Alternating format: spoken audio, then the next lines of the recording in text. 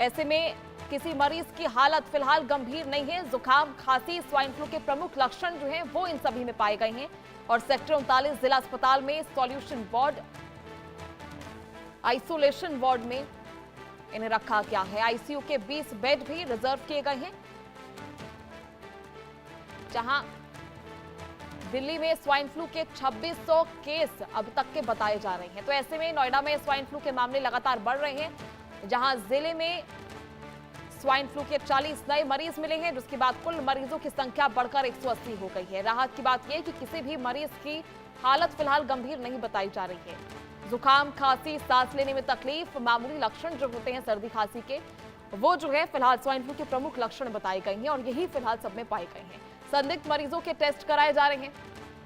वहीं सेक्टर 39 जिला अस्पताल में अलग वार्ड्स भी बनाए गए हैं, आइसोलेशन वार्ड्स बनाए गए हैं और एहतियातन तौर पर आईसीयू के 20 बेड भी रिजर्व किए गए हैं। वहीं दिल्ली में स्वाइन फ्लू के कुल मामलों की संख्या 2600 के पार पहुंच गई है और आंकड़ा जो है वो हैरान कर देने वाला जरूर लग रहा है, लेकिन कोई भी मरीज फिलहाल गंभीर रूप से इससे पीड़ित जो है वो नहीं नजर आ रहा है। गंभीर रूप से कोई खतरा जो है इन सभी मरीजों में नहीं है। मामूली लक्षण जो होते हैं स्वाइन फ्लू के, खांसी, सर्दी, जुकाम, ये सभी जो है इनमें पाए गए हैं।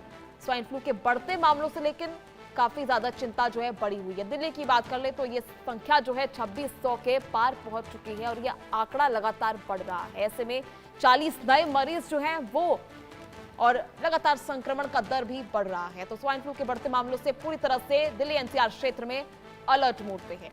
ज्यादा जानकारी के लिए सहयोगी अली खान इस वक्त हमारे साथ जुड़ चुके हैं। अली, क्या कुछ अपडेट इस पूरे मामले को लेकर? 40 नए मरीज पाए गए हैं और साथ ही लगातार स्वाइन फ्लू के आंकड़ों में इजाफा होता जा रहा है। हालांकि लक्षण जो है उतने ज्यादा गंभीर नहीं है, लेकिन फिर भी आंकड़े लगातार बढ़ते जा रहे हैं।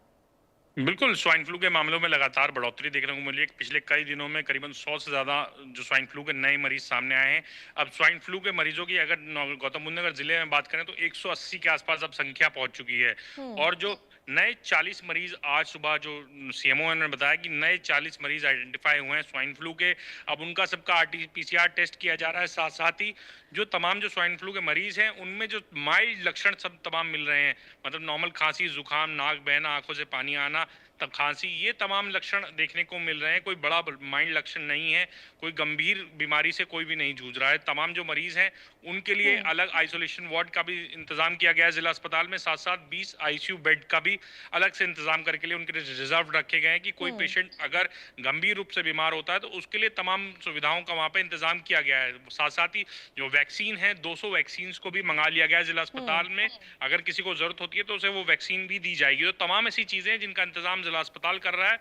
पर दिन प्रतिदिन स्वाइन फ्लू के मरीजों की संख्या जो बढ़ रही है तो वो अपने आप में गंभीर विषय है, जिसको लेकर तमाम जो जिला अस्पताल और जिला प्रशासन है लगातार काम करता हुआ नजर आ रहा है। जी ठीक है अली, देखिए ऐसे में नोएडा में भी केसेस लगातार बढ़ रहे हैं। एनसीआर क्षेत्र में पहले ही ये आंकड़ा जो है दिल्ली की खासकर बात करें तो 2600 पार पहुंच चुका है।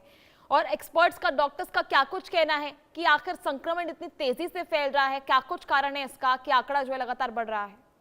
बिल्कुल, स्वाइन फ्लू के जो लक्षण हैं वो माइल्ड सर्दी, खांसी, जुकाम, बुखार, ये लक्षण हैं क्योंकि मौसम का बदलाव भी है और मौसम के बदलाव के चलते भी लोगों को ऐसा इन्फेक्शन हो रहा है। तो इस इन्फेक्शन से ये फैल भी रहा है, एक दूसरे से फैल भी रहा है। तो इससे लोगों को बोला गया है कि अगर आपको खांसी, जुकाम, बुखार है तो घर में परहेज करें, मास्क का उपयोग करें, आम जगहों पर अगर आप खांसते चीखते हैं तो हाथों पर सैनिटाइजर से इस्तेमाल करें। तो तमाम ऐसी चीजें बताई गई हैं कि लोगों को अपने लिए रिजर्व रखनी है और उन चीजों से बचें कि अपने, अगर आपको घर में खांसी, जुकाम, बुखार है तो बच्चों को ना छुएं, बच्चों दूर रहें, अगर ले रहे हैं तो हाथ धो के लें या सैनिटाइजर का इस्तेमाल करें। तमाम ऐसी चीजें हैं जिसकी वजह से स्वाइन फ्लू ये जो आगे की तरफ फैल रहा है। जी ठीक है अली, देखिए नोएडा में तो फिलहाल आइसोलेशन वार्ड्स बना दिए गए हैं तमाम, और क्या क्या प्रमुख चीजें हैं, क्या तैयारी की जा रही है, क्या व्यवस्था है चेकिंग को लेकर, रिपोर्ट्स को लेकर, फिलहाल किस तरह की व्यवस्था जो है अस्पताल परिसर में की जा रही है, क्या अतिरिक्त व्यवस्था?